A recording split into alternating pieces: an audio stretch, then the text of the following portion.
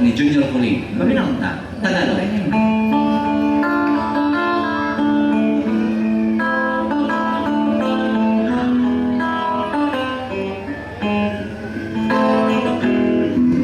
Ako ay isang anak mayaman.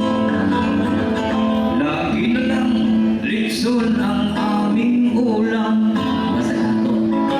Si nanay ko sa Mandyungan, si tatay ko sa Bulikatan.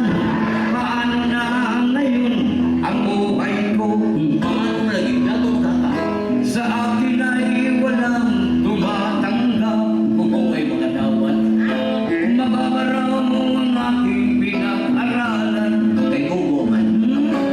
Doktor lang ang inabot ko at may 10 barko. Paano na ngayon ang buhay ko? Ronald Aguilar